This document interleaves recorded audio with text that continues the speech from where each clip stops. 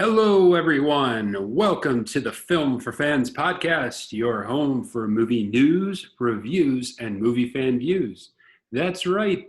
This is your podcast from movie fans for movie fans. I am your host, Ryan Dunlevy, and I'm joined once again by my co-host, Rob Dunham. How you doing? I'm doing lunarific. Yes, Minnesota United jersey for Rob tonight. A new debut on the podcast. Yeah, pretty excited to find this one because I haven't seen one in about 4 months, so it's pretty cool. Yes. So we've got a great show tonight. Wonder Woman has a big announcement, Thanksgiving Day movies, and we're going to talk about books for movie fans, possibly as Christmas gifts. All right, so let's get started. So the big news of the week is absolutely the announcement from Warner Brothers on Wonder Woman 1984. This announcement came out yesterday. It was partially leaked, and then Warner Brothers just confirmed it. And the news is that Wonder Woman will debut on Christmas Day in both movie theaters and on HBO Max. So it is going to do a dual release with theaters and on streaming with HBO Max. So this is one of the first big releases to go with the dual format, as of course Mulan debuted exclusively on Disney Plus. Part of the deal with this is that HBO Max subscribers will not have to pay any extra to see Wonder Woman 1984 on Christmas Day. And it will debut on the service and last on there for about a month. And then we'll leave the service for the window for it to sell Blu-rays, DVDs, digital, that kind of type of thing, and may return to HBO Max later that year. So, Rob, I think you want to call this segment "Rob Was Right." I think that's what the press release said, actually. The Warner Brothers press release said Rob Dunham was correct. And he is a prophet. I can only claim that I'm like 75% correct, I guess, because it is still releasing in the theater. But I had been under the belief that one of these major movies was going to come out on a streaming service at the same date as the theater or by itself even. And this is a ground shaking move. This is a big thing.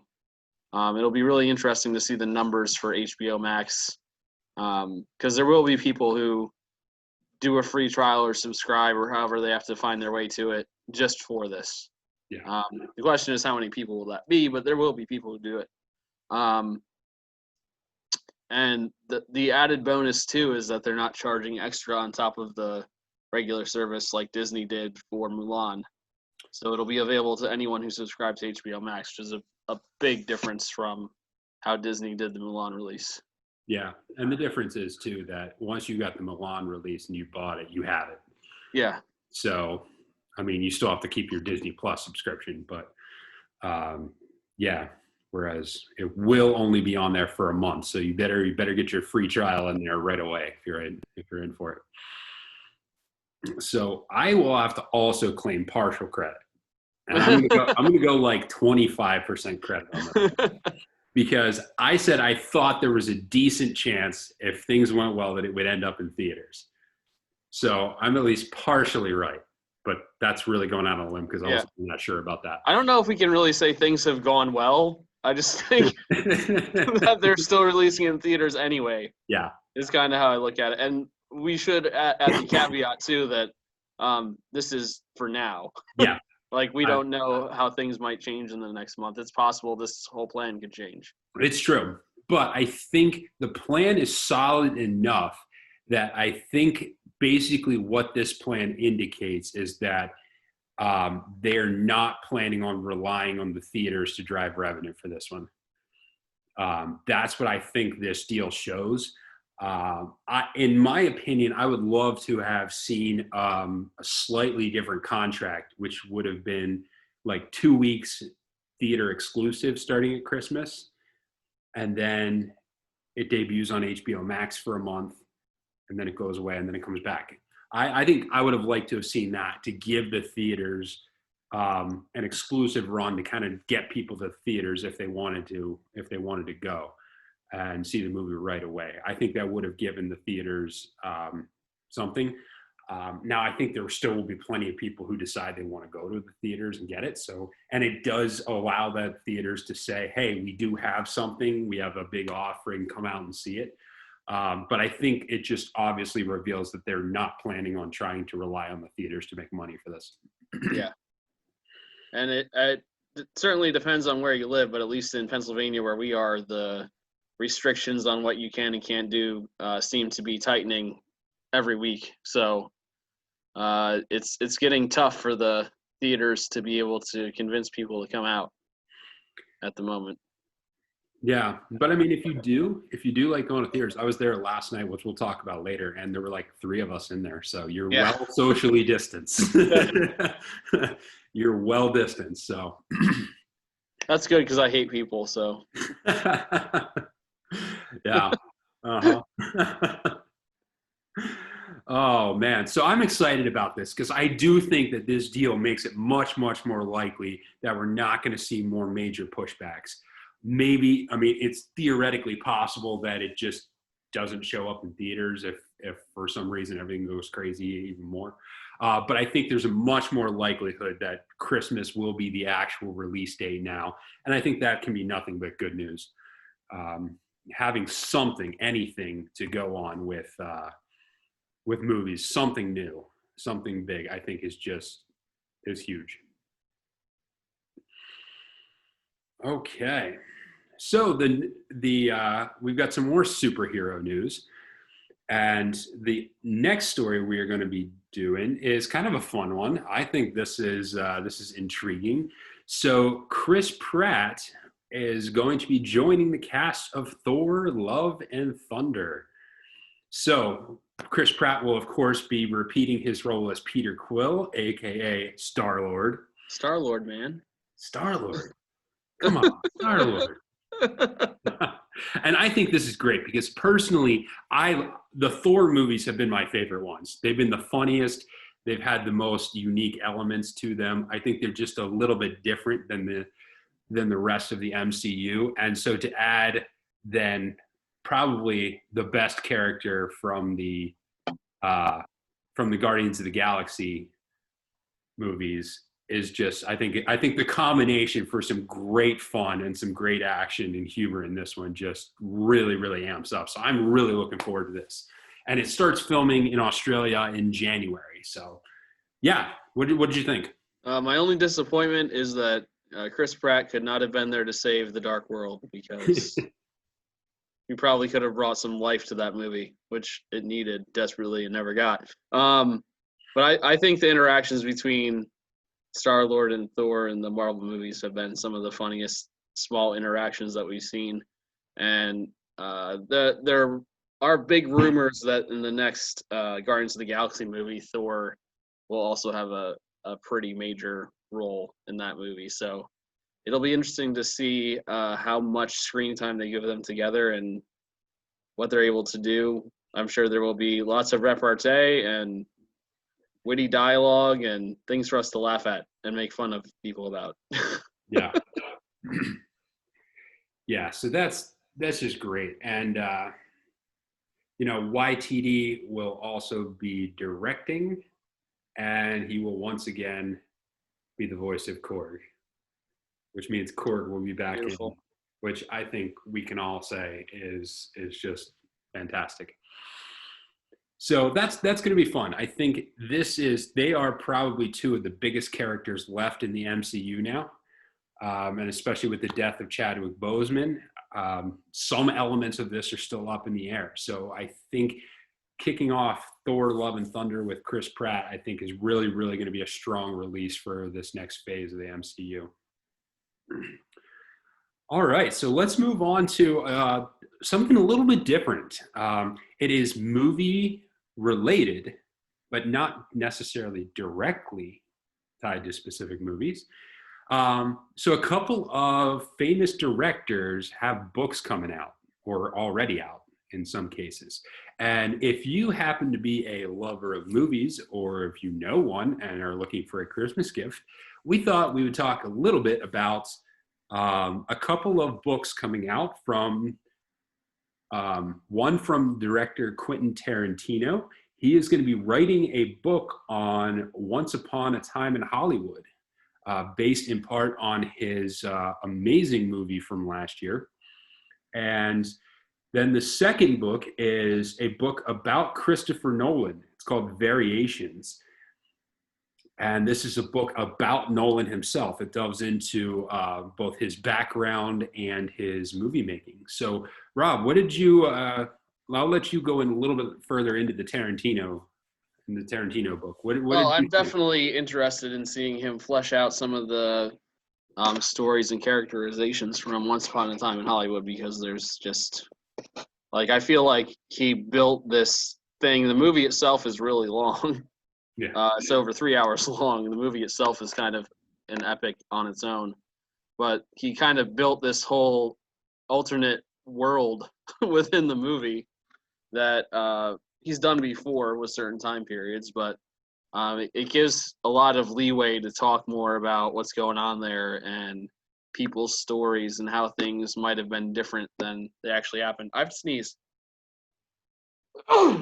Excuse me.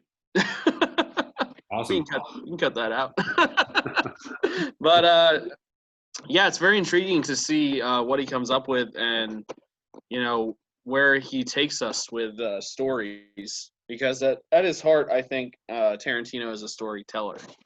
Mm-hmm. And that none of his movies seem lazy. You can have certainly criticisms of some of his filmmaking and maybe some of his heavy-handedness or his elitist takes sometimes when it comes to filmmaking, but you got to say the guy is definitely a storyteller. And so it'll be interesting to see how that translates into the written medium, for sure. Yeah. So the Christopher Nolan book is a little bit different in that it's written in collaboration with him, but it's not written by him. It's about him. So it covers an in-depth look at his work, his influences, his vision, his childhood past, and a ton of other things. And for anyone who's been listening to this podcast for any length of time knows how much respect that we have for Nolan. And he is my favorite director operating right now. And so I am completely intrigued by this book. I want it very much. So this is definitely on my Christmas list. But I think getting into his mind and seeing how he does things, I look forward to it, because I think it would allow me to explore his movies more in depth, which is something that I was able to do in some of the other ones, like Interstellar, for instance. There's a book written by the physicist who worked on Interstellar with Christopher Nolan, Kip Thorne, called The Science of Interstellar, and it delves all into the actual physics at work in that movie. And I love physics, and so getting to read that just gives a whole much more meat to the actual movie. So I suspect that the same thing is going to be true if you read this book and have the chance to delve back into his movies, that how much more you're going to appreciate the movies themselves and what he does as a director. So I'm really looking forward to that one. Yeah, one thing for Nolan is he's never shied away from peeling back the curtain Yeah. behind what he does. He seems to be a very, very reachable character when it comes to a director, and not all of them are that way. Very approachable, very willing to talk through some of his methodology, which some directors just aren't that way. So Yeah. I think there's the potential for some pretty neat insights in a book he would be a part of writing, for sure. Yeah, and I agree with you that I think it will be interesting to see what Tarantino does as a writer with that story. I think one of the criticisms I would have of Tarantino is I think in some ways he needs an editor, but he's too big of a director that I don't think he can get an editor to tell him exactly what to do. And I think he just goes off in his excesses. And and there's nobody really there to rein him in and tighten up some of his stuff. So I wonder if that's going to play out in his book, or if that is merely a function of his movie making style as opposed to merely his writing style. So, well, once we see that the book comes out and it's 3 times longer than War and Peace, I think we'll have our answer to that. Or maybe if it's up there with Barack Obama's 798 volume 1 of his narrative. So we're if it's of that type of epic tome, I think we've got our answer. The Bible Part 2 by Quentin Tarantino. Yeah, coming this fall. So if you have a movie fan in your household and you're looking for a gift, check out one of those. You can find both of them on Amazon or wherever books are sold, I'm sure. All right, Rob, I think it's game time. Don't you think it's game time? I actually have the game this time. Yes, Rob is running the show. We're turning the podcast over to Rob. I'm excited about this. So, in this game we have 10 people. There's 3 possible points for each person. So we're gonna keep track of your score here for future reference, or if we do this again in a different way. Okay. So I decided to do this because I came across a really cool chart online, and the chart was the 10 highest grossing bald actors of all time in combined box office. So what I'm going to do is I'm going to read you a quote from the highest grossing movie they've been a part of, unless otherwise noted. Okay. And you'll get a point if you guess the actor, you'll get a point if you guess the movie, and you'll get a point if you guess the character's name. Okay. So there's 3 possible points for each one. We're going to start with number 1 because it'd be more difficult to start from the bottom and go up. There are some tricky ones in here. I think there are some that are much easier than others. Some that you might be surprised that they're actually on this list. Because I was, for sure. There's actually there is one movie on this list that is the movie that the quote comes from for 3 different people on the list. So we'll start with number 1. Okay. And your quote for number 1 is, and I should note, this one is from the second highest grossing movie from this actor because he did not have a line in the movie that was the first highest grossing movie for him. Oh, interesting. And the line is, same energy signatures as New York.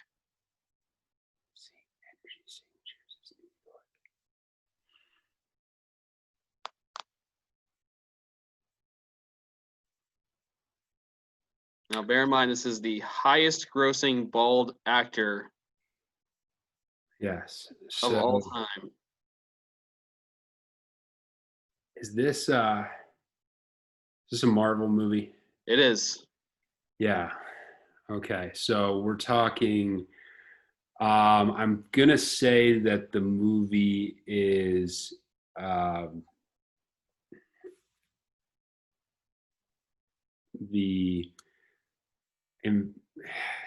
wanted to say Infinity Wars, but I think it's the second one. It's now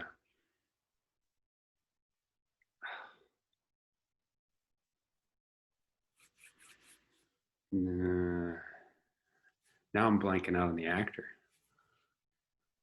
The actor should be simple once you've got Marvel and Avengers and bald.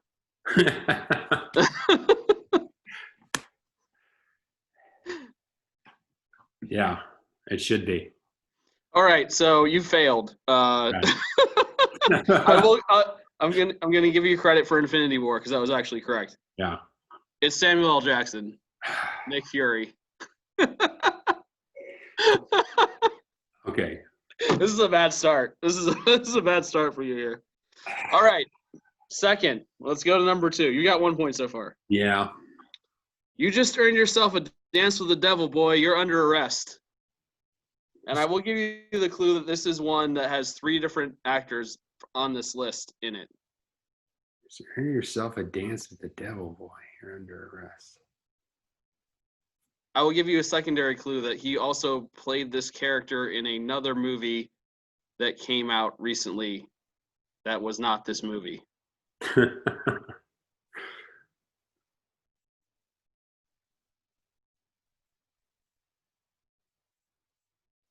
That quote sounds so familiar. Man. I know you've heard it recently because I know you watched these movies recently.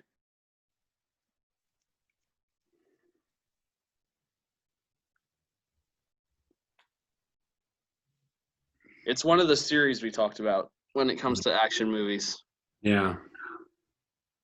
All right, so I'm going to go with The Rock. And That's correct. Going to go with Fast and the Furious. Or is it? Man, now I got to figure out which order and what the names of these stupid movies are. Fast 5. I'm going to go with Fast 5. It's actually Furious 7. But you get credit for The Rock, and his character's name is? His character's name is Hobbs. Yes. So you get 2 points for that one. So you've got 3 points so far. Awesome. All right. Next one. I'm gonna throw you a bone here. Same movie. Yeah. We're gonna give you a free point there. You risk life and limb to save the free world, and what does it give you? Jello and a bad 70s TV show.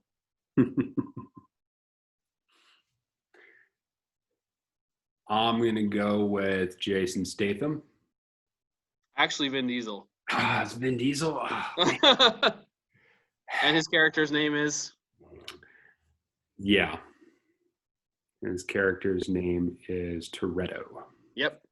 So I think we're up to 5 points now.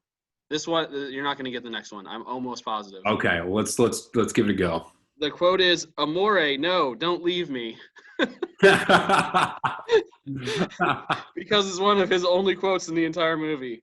First of all, I think you'll be shocked that he's this high on this list. Second of all, I think you'll be shocked that this movie made as much money as it did. I'm just going to go out on a limb and say Patrick Stewart. It's actually Stanley Tucci. Stanley Tucci. Ah, okay. Can you guess what the movie is?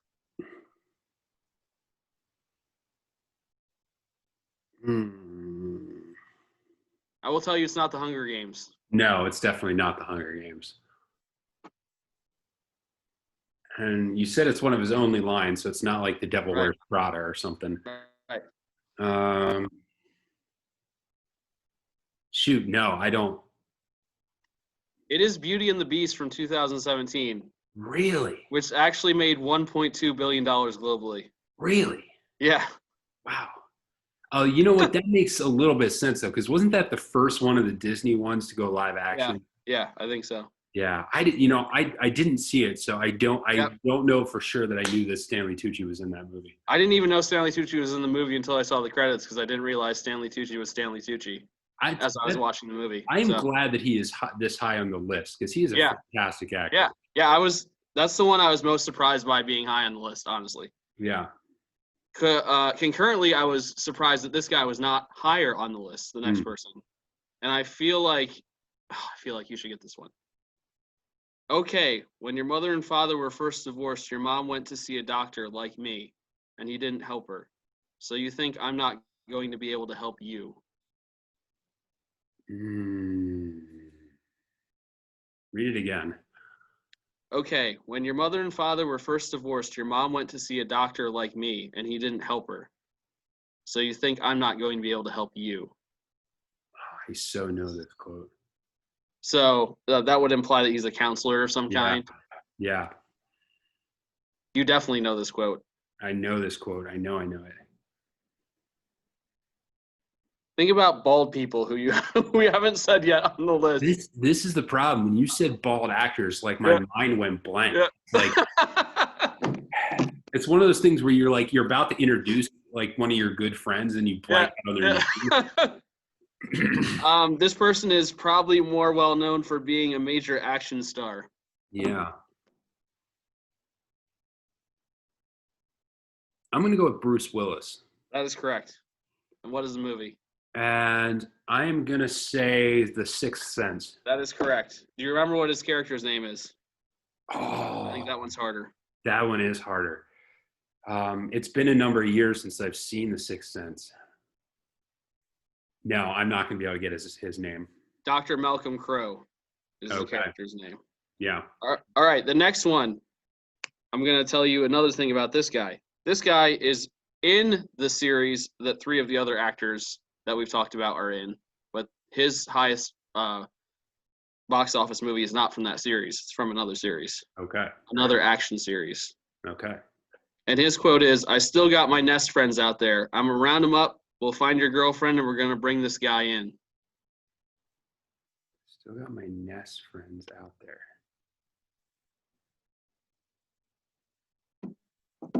I'll also say this action series is based on a child's toy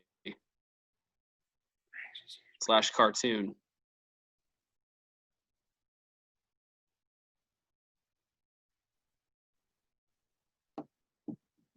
Are you talking Toy Story? No, I'm talking Transformers. Oh. Dark Side of the Moon. Transformers. Oh, gosh, that's such a terrible movie.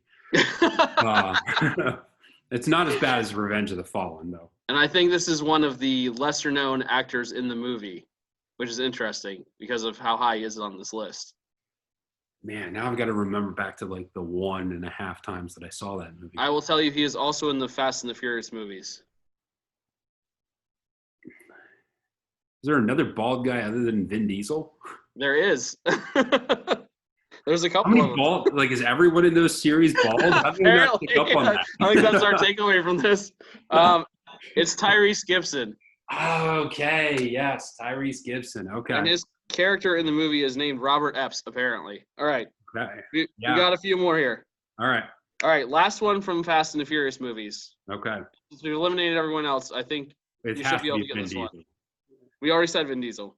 We already did? Yeah, because the one you thought was Jason Statham was Vin Diesel. Oh, so then we have Jason Statham. So the line is, "You never should have messed with a man's family." So we've established it's Jason Statham. We have. Fast and the Furious 7. And do you remember what his character's name is? Shaw. Yep, Deckard Shaw. All right, we're up to 10 points. You've got 3 people left. Okay. All right. This is someone you mentioned earlier as a wrong answer. Just because someone stumbles and loses their path doesn't mean they're lost forever. Sometimes we all need a little help. All right, this is Patrick Stewart. Yep. And this is X-Men First Class. Days of Future Past. Oh, that's the one I meant. Oh no, that's the one I meant. I meant Days of Future Past. I think I'll give it to you. I'll give it to you. Oh, and man. obviously his character is Professor X. So, yeah, because he's not even in First Class. Right. All right, you're doing better. Yeah. All right, this last one. This is this person's second highest grossing movie because I don't think he has a line in his first highest grossing movie. There's quite a few of those. Yeah. This guy was this guy's been in, I think, most if not all of the movies in the series, and it's an extended series. Okay. Not one we've talked about yet. Hmm. And here's the quote. "She's a ghost. Good at it too. Taught her myself. Every now and then she sends up a signal to let character name redacted know she's safe, and that keeps him going." Oh, I know this. Oh, I so know this. You absolutely know this because it's a series you really like. Yeah. Yeah. And if I would have said the person's name, you would have gotten it right away. That's why sure. I couldn't say. All right, read the quote for me one more time. I gotta let it sink in a little bit. "She's a ghost. Good at it too. Taught her myself. Every now and then she sends up a signal to let him know she's safe, and that keeps him going." Yeah, this is Mission Impossible. So we're talking Ving Rhames. Correct. And this is going to be Fallout, Mission Impossible Fallout. Correct. And his character's name is? Oh, okay.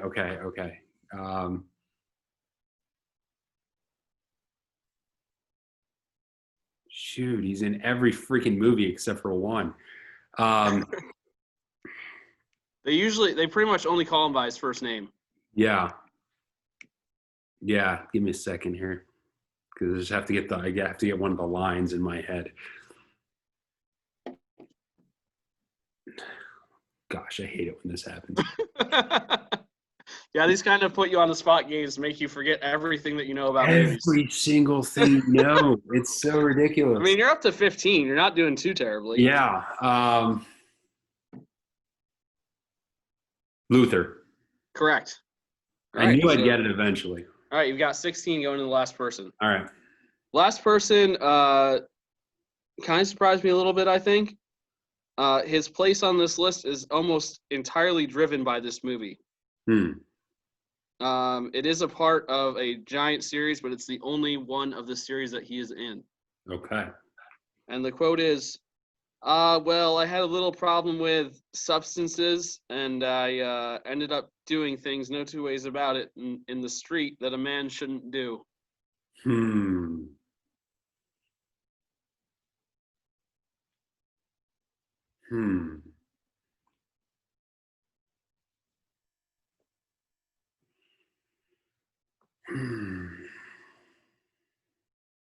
I think I'll throw you a bone here. It's a Marvel movie. And it's the only one he was in.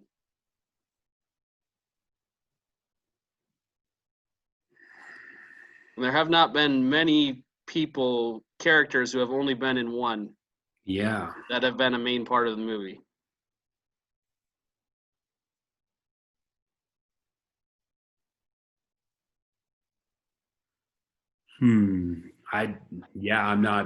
It's not popping into my head. All right, I'll give you the movie and maybe you can come up with the actor. Okay. Iron Man 3. Iron Man 3. Okay. Yes. Okay. It's Ben Kingsley. Correct. Yeah. You remember his character's name? I remember. I think I can get his nickname. Right. In that, which is I almost said the Merovingian. That's it does start with M. I know. Like I know there's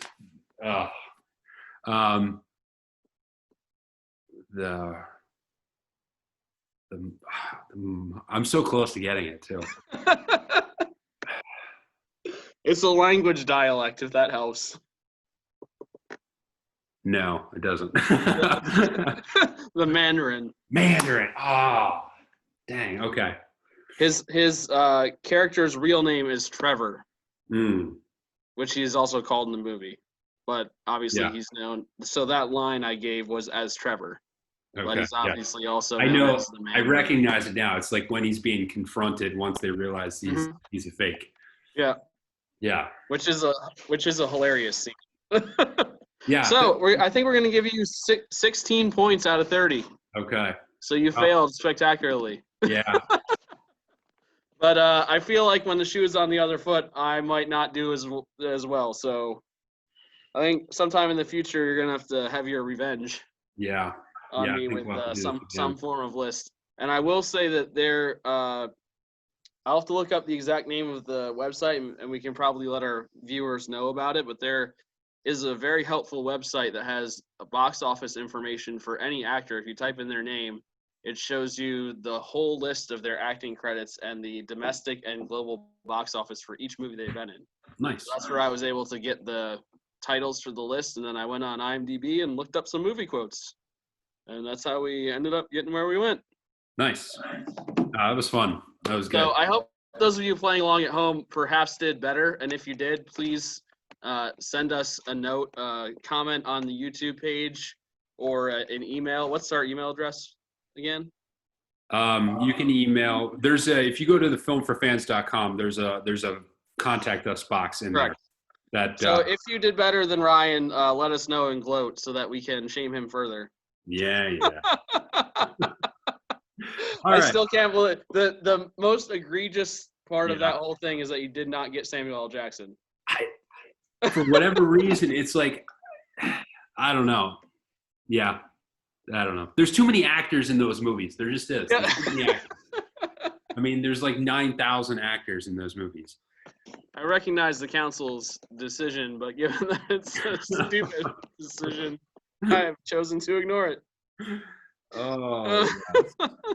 So let's move on to our next discussion item. So with Thanksgiving coming up next week, I thought we'd look at Thanksgiving movies. And since there are significantly more Christmas movies than like supposed Thanksgiving movies, one of the things I thought we'd do is we'd look at movies that came out over Thanksgiving Day weekend.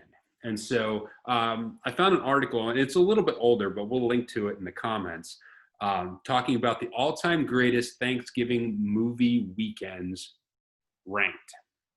So it goes through and ranks, I think it starts in like the early 90s and then goes through and picks out the top 10 weekends in terms of box office releases based on the movies that came out that weekend. So on the list, there are a whole bunch of weekends.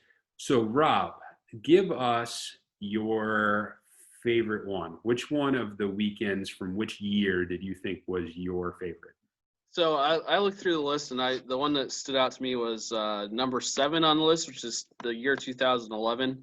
The movies that were released as the main ones on Thanksgiving weekend are Arthur Christmas, Hugo, The Muppets, The Artist, A Dangerous Method, My Week with Marilyn, and House of Pleasures.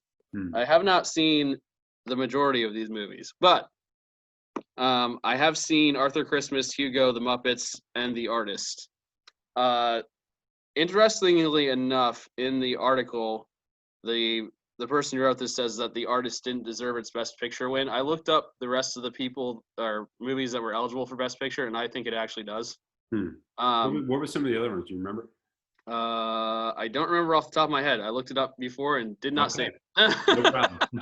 But The Artist, if you have not seen it, is a black and white movie with subtitles and very interesting and different. It's a silent movie, essentially. It's a movie about a silent movie being made, but most of it is silent.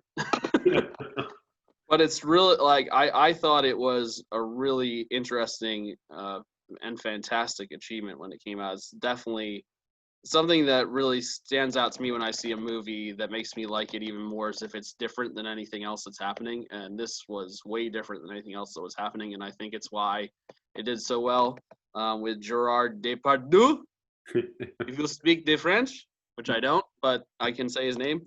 I think that he was stellar in this movie. Along with that, the movie Hugo, I think, is one of the best family-friendly movies that's been made in the last 20 years, in my opinion. I think it's an incredible story, incredibly moving story, with Jude Law's character and his son, and hiding away inside a train station as Sacha Baron Cohen's police captain character chases him down and tries to find him hiding in the walls. What's really cool about that movie too is it ties in the real life story of a famous French filmmaker.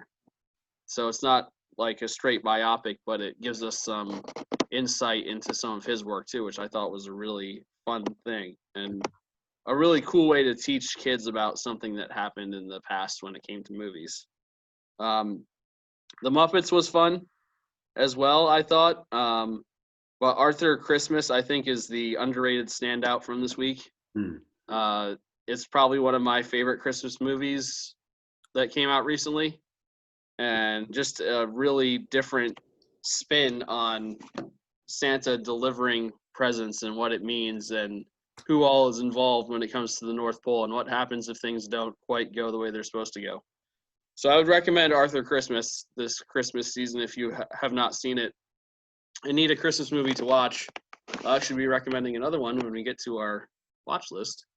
Yeah. Foreshadowing. And I will give it back to Ryan now. What did you see on this list that stood out to you? So the one that stood out to me was 2006, which they have ranked as the number 9th movie. And I almost went with 1995 almost exclusively because of Toy Story, because of what Toy Story did and what basically was the launching of a dynasty with Pixar. And so much hinged on, for that entire company, on the release of Toy Story. And so when Toy Story absolutely blew up, so 1995 almost was my pick, but I went with 2006. In 2006, you have Deck the Halls, Deja Vu, The Fountain, Tenacious D and the Pick of Destiny, and Bobby. So the two standouts for me are The Fountain and Deja Vu. I actually watched The Fountain this past week after we mentioned it in a movie, I think when we talked about underrated movies last week. Also, check out the filmforfans.com for our full list of underrated movies that we talked about on the podcast. But I rewatched The Fountain, and it's just such an incredibly beautiful shot movie. The use of visual elements repeated throughout the movie as transition and as ways to connect each of the three independent storylines is just amazing. And then Deja Vu. Actually, I really like Deja Vu. This was a Denzel Washington, Tony Scott movie, and it covers a really horrific terrorist attack blowing up a ferry boat in New Orleans. And this movie was filmed in New Orleans very shortly after Hurricane Katrina. So it shows, like, there's even scenes of some of the devastation still that hadn't been cleaned up after Hurricane Katrina. And Denzel Washington is investigating this when he realizes that there's a government agency that's got the ability to look back in time. And so he starts looking back in time to before the accident. And it's just a fantastically well done story. And Tony Scott, great director, may he rest in peace. And Tenacious D and the Pick of Destiny is just Jack Black being ridiculous. And, you know, if you're in the mood, that's funny. So that's why I went with 2006. Yeah, I think that's a pretty solid selection as well. And as you said, that Toy Story pick has a friend in me as well. So. Oh, man. So we'll link to this article too. It's interesting because one of the things this said was it was not actually until the early 90s that film studios started realizing that Thanksgiving Day weekend could be a big release weekend. And then since that point, we've seen it take off. And I looked at some of the highest grossing films, and they're all like the Hunger Games and Harry Potter. So franchises started taking over Thanksgiving Day releases. So check it out. It's interesting to get the history of Thanksgiving when it comes to movies. Did you is that ever a thing for you, going to the movies either on Thanksgiving or over that weekend? Was that something that you did regularly? Christmas has been the one that we've done. We actually have gone on Christmas Day for many years in a row. But Thanksgiving was more so the standing in line and freezing holiday. Yeah. And eating lots of food. And my brothers, unfortunately, and my father, three of my brothers and my father are Cowboys fans. So that means that we watch football every Thanksgiving as well. I don't know how you deal with that. All right. Well, we hope everyone has a great Thanksgiving, and check out some movies while you're off. So let's move on to our watch list. So let's start with what we watched last week. Rob, why don't you go first? So the first thing that I watched this last week, I actually was kind of bored one night, and I looked up, hey, what came out recently on my Watch Now app, which shows you new releases across all the different streaming services you might be subscribed to. Highly recommend that app. And I saw that Netflix had just released an original movie, holiday movie called Jingle, Jangle. Yeah. And the name sounds kind of lame, but I looked at who was in it, and Felicia Rashad, Forrest Whitaker, Keegan-Michael Key, all in the movie as main characters. And I went into it not necessarily huge expectations. I have a lot of respect for Forrest Whitaker. I think he's an incredible actor, so I was excited to see that he was a part of it. And Forrest Whitaker sings in this movie, which I did not know he was able to do. I also didn't know it was a musical when I started watching it. Is he good, or is this Russell Crowe in Les Miserables? This is not a professional singer, but someone who sounds earnest and conveys emotion. Okay. With a singing voice, which I was that's about all you can ask for someone who's not actually a trained singer. Yeah. And Keegan-Michael Key, obviously, no surprise, his character is completely over the top, as is his main singing number. I don't think anyone would be shocked by that.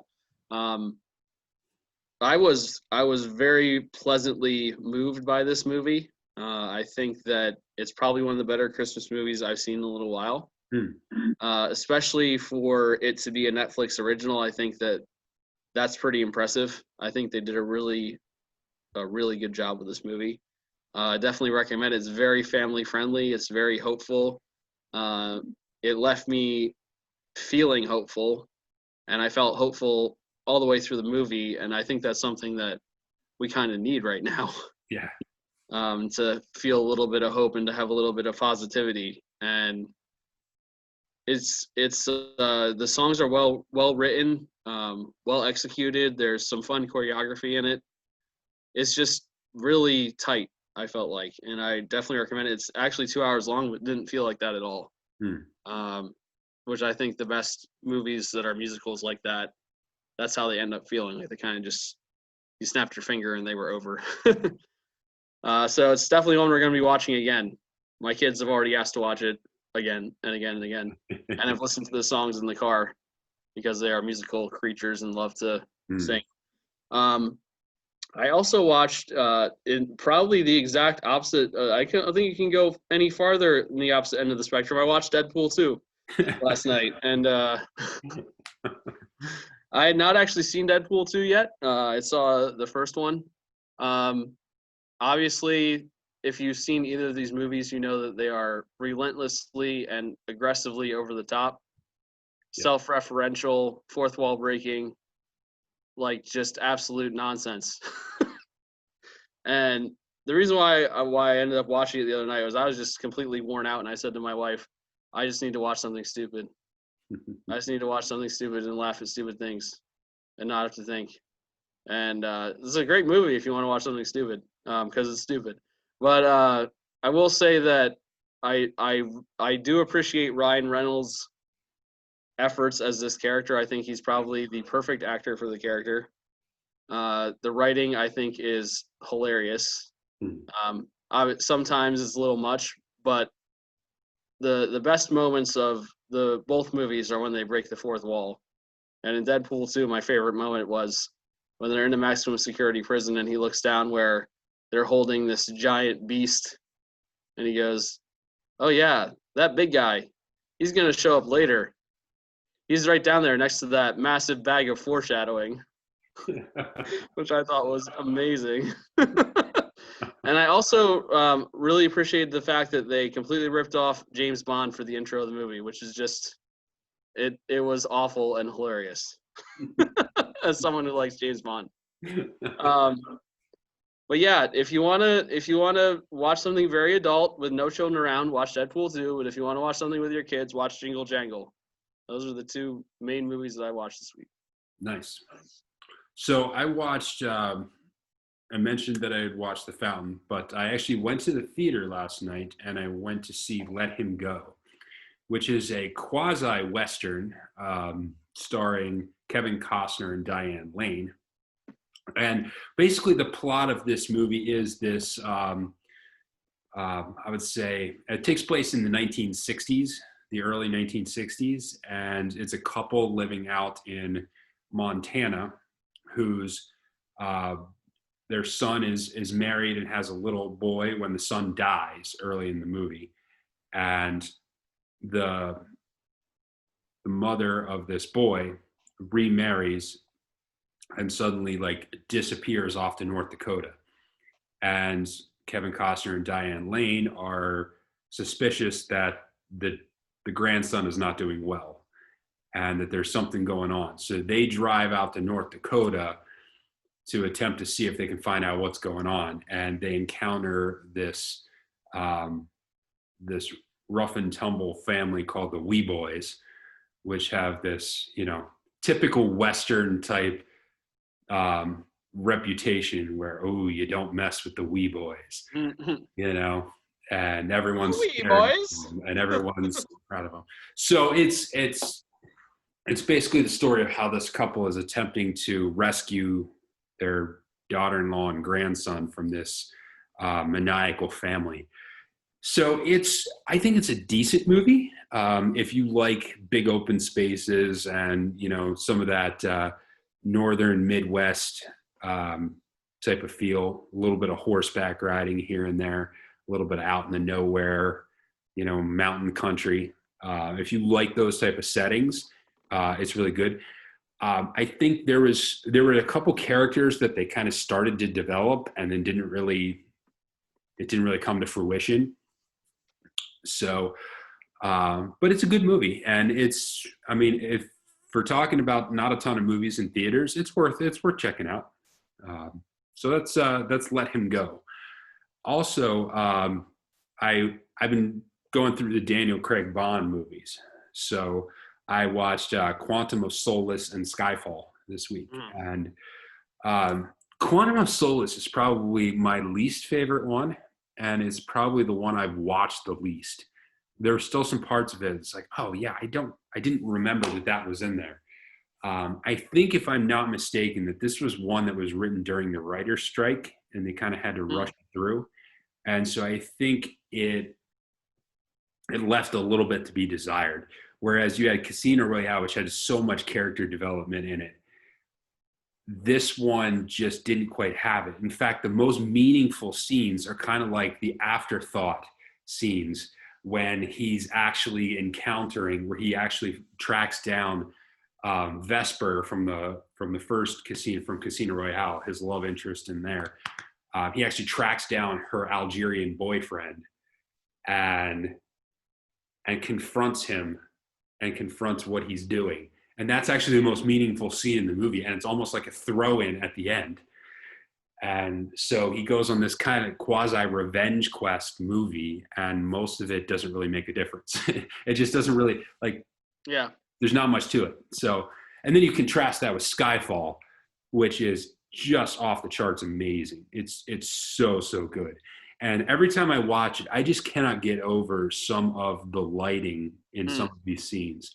In particular, the scene in Shanghai, where he's in the high-rise building, and immediately the scene that pops into my mind when I think about Skyfall. I mean, the entire scene is shot backlit from this giant billboard, and it's just so cool. Like this blue light that's filtering in, and the fight scene is almost entirely in shadow, lit by this blue jellyfish type thing that's floating on this electronic billboard in the background. It's so amazing.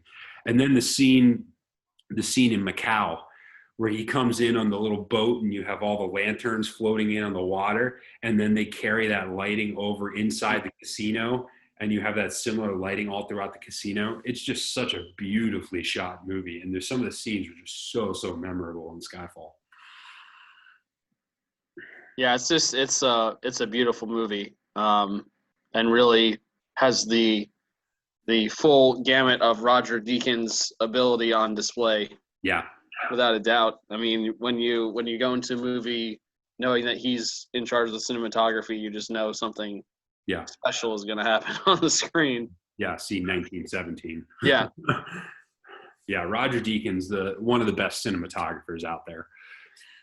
So, all right, Rob, what you watching this week? I need to watch Skyfall again because I haven't watched it in a while. I actually just talked to my friend today, and I might watch Parasite with him because he has not seen it yet. Okay.